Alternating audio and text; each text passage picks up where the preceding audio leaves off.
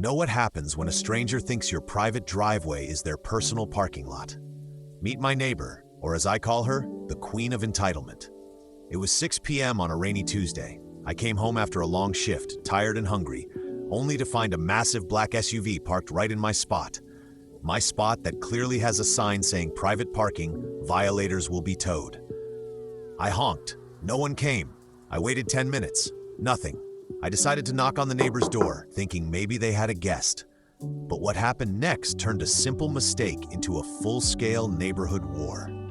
I didn't know it yet, but this SUV was about to cost someone a lot of money and a very long walk home. Stay tuned, because the look on her face when she saw the tow truck was worth every second of the wait.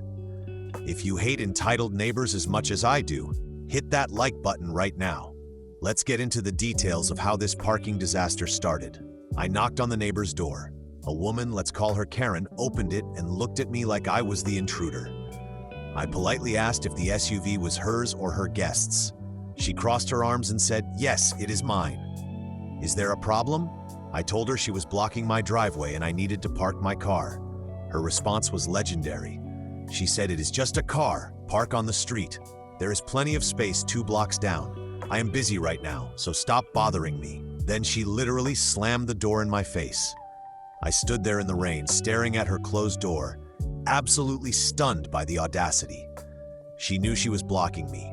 She knew it was illegal, but she simply didn't care. She thought she was above the rules.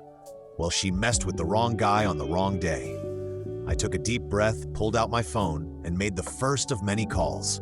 If she wanted to play games, I was ready to win. The legal battle was just beginning. I didn't argue. I didn't knock again. Instead, I called the local towing company. I told them I had a vehicle trespassing on private property and blocking a residential entrance. They told me they would be there in 20 minutes. While I waited, I sat in my car and started recording. This is a pro tip for anyone dealing with HOA or neighbor drama. Always record everything. About 15 minutes later, the massive yellow tow truck arrived. The driver was a chill guy named Mike. He looked at the SUV, looked at my private parking sign, and smiled. He said, "This is an easy one." He started hooking up the chains. The sound of the metal clinking was music to my ears. I could see Karen watching from her window, but she still didn't come out. She probably thought I was bluffing. Little did she know, once those wheels leave the ground, there is no turning back without paying a massive fee. The SUV started to lift, and that is when the front door finally flew open. Karen came running out, screaming at the top of her lungs. "Stop! What are you doing? You can't touch my car! Put it down right now!" Mike, the driver, didn't even look up. He just kept tightening the straps. She turned to me, face bright red, and started shouting that I was a horrible person and that she was going to call the police. I just pointed at the sign and said, "I told you to move it. You said you were too busy. Now Mike is doing the work for you." She tried to get between the truck and her car, but Mike told her she needed to step back for her own safety. She was hysterical. She started calling me every name in the book.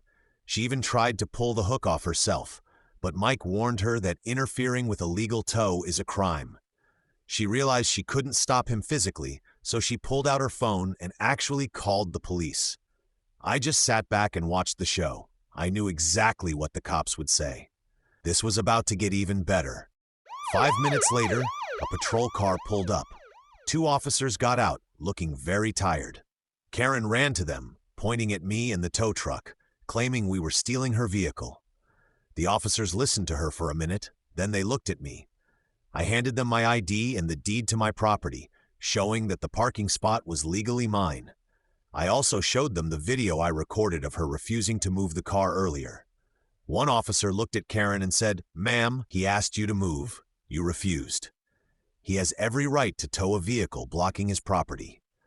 You are lucky he isn't pressing charges for trespassing."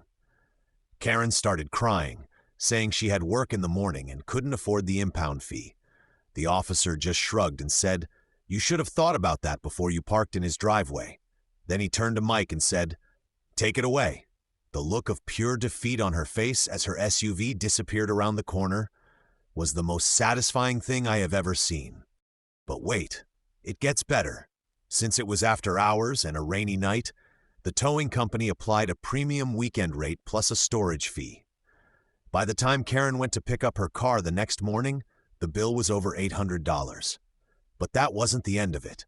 Because she had parked on a curb that blocked a fire hydrant partially, the police also issued her a hefty ticket. Total cost for her laziness? Almost $1,200. She tried to send me the bill, claiming it was my fault. I just blocked her number and sent a copy of the police report to our HOA. Now she is facing an additional fine from the association for violating neighborhood conduct rules. She thought she was the queen of the street, but she learned a very expensive lesson. My driveway has been empty every single day since then.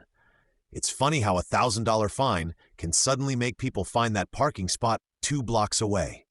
Respect the signs, or pay the price.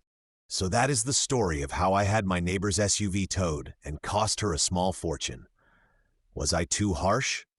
Some might say so, but when you respect people's property, you don't have these problems.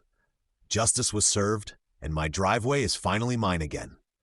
Know someone who has a crazy neighbor story? Share this video with them. And if you want to see more pro-revenge stories like this, make sure to subscribe and hit the bell icon. We have a massive story coming up next week about a fence dispute that ended in a $50,000 lawsuit. You won't want to miss it. Thanks for watching, and remember, always check the signs before you park. This is Noah, signing off.